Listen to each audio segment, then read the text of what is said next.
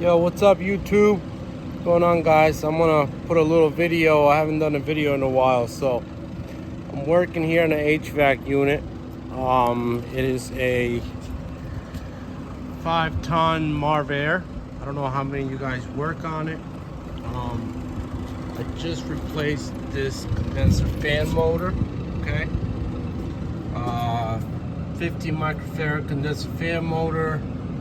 I didn't make a video replacing it. I guess I could have, but it's kind of hard holding the phone and trying to do what I need to do. So here, what it looks like in the Marvair unit. The unit calls for a 50 microfarad cap. When you replace the motor, just replace the cap too. Most of the time, this one's okay. Like 15.50, but I want to make a quick video on how to test the capacitors. I have this meter, UEI. You want to put that to ohms, okay? And you want to hit the select until you get to the NF. My other meter kind of looks like is it UF, I think. But anyway, so you put that right there, right? Then you take your test leads and you touch these like this, 15.39. So that's how you test this. You can see the schematic. Brown and white go to your cap, which is going to be those right there. I ran the wires already, and then you got your line. Black and black is your line. I ran the wire through up there. I ran it all the way up. Some people will like cut it and just wire nut it, but today I wanted to run it all the way up to the electrical compartment. So the wire, the black wire, one side, one leg of power is right here in this contactor. Then your other leg of power goes to your FCCR relay. Okay, so that's two legs right there. So that's where you get your 208, 230. I'm gonna remove these real quick.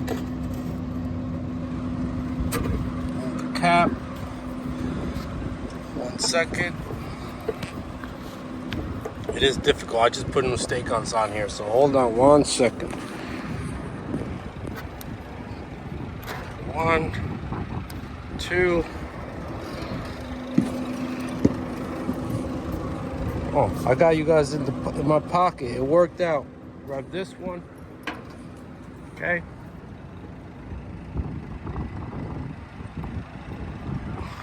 1, 2. I like to put a little tape on it because I don't have a place to. I don't have any more of the like to tie it or like mount it better. So I'm just gonna put a little piece of tape on it, and it's gonna stay in there. Right there. Okay. So that's how you test the cap. If you want to check power, one way to check power is put your meter to volts. Okay. Put your meter to voltage. I got my step ladder here, and you can check the power coming in is on the top. So we got 211. Got the breakers off, so should be no power here. All right. What we could do is we can test it while you guys are here. This is your terminal block. We could turn this on. Everything is wired. Everything's connected. So let's turn this on real quick. We got light. Here, 8 and 10 is like the common. Or 9. Let's see. I was pretty sure 10 was common, but I could be wrong. Got a schematic in here, okay? Let's look at this schematic.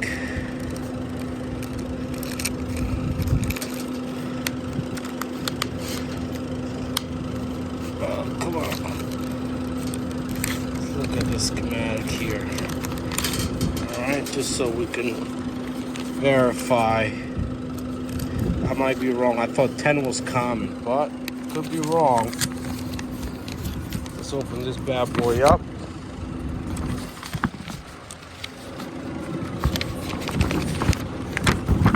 Alright.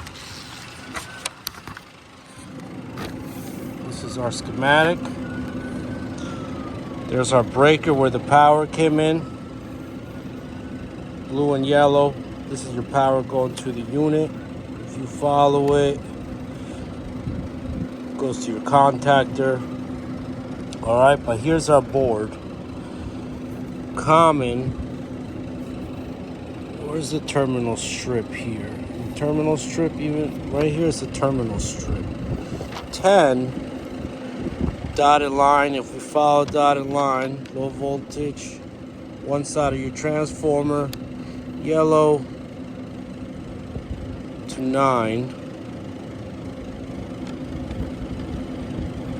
And then so yeah, 9 and 10 is our power coming in. I think 9 is our hot 24 and 10 is our common. Yellow number 2, follow it down. Yep. So if we check here, we should have power. 9 and 10. 9 and 10 should be 24 volts.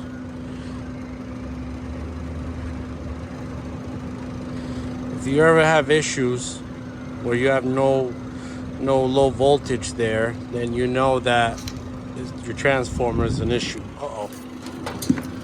Grab this paper before it flies out. Fold this real quick. Okay. Put this in here. I'm gonna get a jumper. Got these magnetic jumpers. So what I normally do is I call from 10 to 1 to call the AC. This is the board. It's got a little delay on there. Sometimes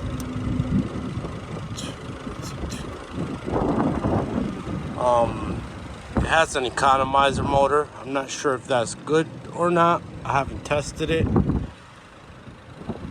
Let's see if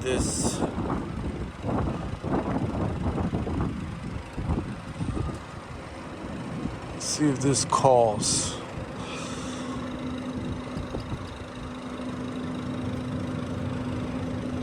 Let's make the fan call. See if the fan works.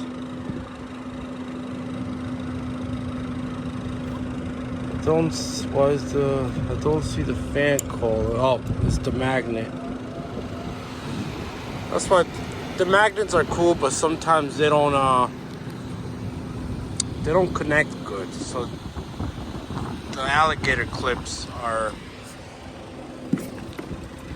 I guess you could say, are better. These guys, okay? As you can see, 8 and 10 is connected together, so we can do this. Just go to 1.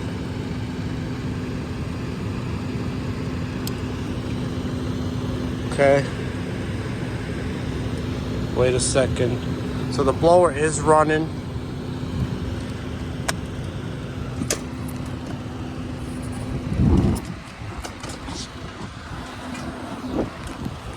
Got your indoor blower motor relay here. Why is that? I did not see that wire. Oh, I see where that wire goes. All right, so let's see the amps on our blower motor. Our blower motor is drawing 1.16 amps. IBM stands for indoor blower motor. So the reason why our cooling is not coming on is because when the person that found that the condenser fan motor was bad, unplugged the 24 volts to the coil helicopter.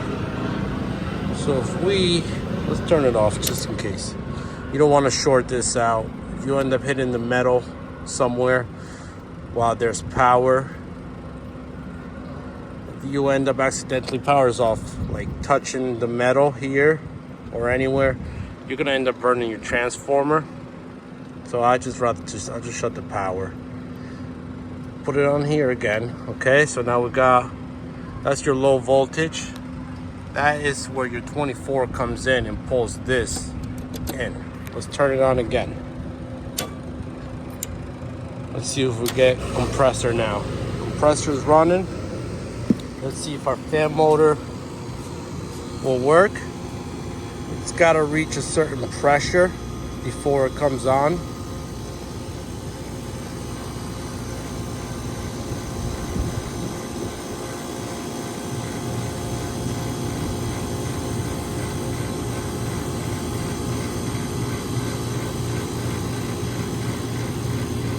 Got a fan cycle pressure switch. These units run all year long, so in the winter you need it's called a fan cycle, a delay for the fan to raise the head pressure up in order to make these run, and it'll cycle on and off, because if you don't have that, when it's really cold outside, you're going to end up freezing the unit up. There we go. Fan is running, blowing out of here. I got stuff in my eye. But these are the fan cycle that I was talking about. This is your high pressure switch. Looks like it's a manual reset because it has the red button there. You will push that to reset. If you ever have to reset that, make sure your fan's working. You got your low pressure switch. And then back there is your fan cycle that I was telling you about. So that is working. We can check the amp on our condenser fan motor. Put this amps 1.60. So we know that's working. And if we want to check our compressor amps, which is running, we can go to the compressor and capacitor and check it. 8.79 amps is drawing. So we know that our compressor is running, our condenser fan is running, our indoor blower is running. Now we can try, let me see if this works. So let's remove this out of here. Let's jump P to P1 and see if this actuator works. Hopefully it does. I hear it. As you can see, that's your outside.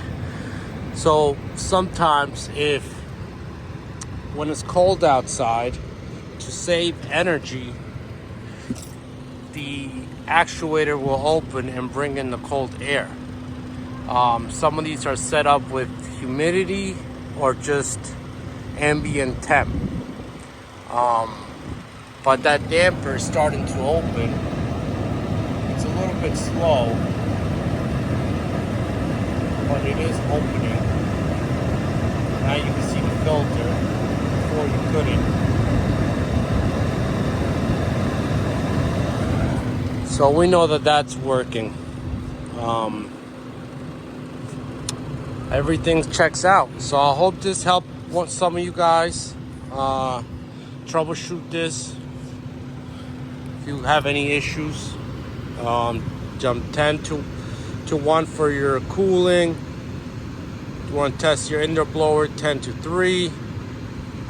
2 is usually the damper, and I'll try to go to the damper first, and if the temperature ain't right, then I'll go to 1 and turn the compressor on. These are your set points. This is for your damper set point. And those are the temperatures right here.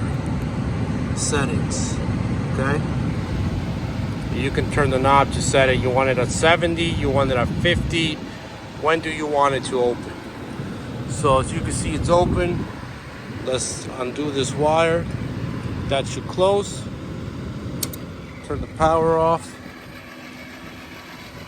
You can probably hear it closing. So, alright guys, I hope that helps some of you guys with the Marvair units. I was kind of new to them too, so I had to kind of learn as I go. So, alright, have a good one, YouTube. Don't forget to hit like and subscribe if you like the video, so I can post more videos. Have a good one. Bye.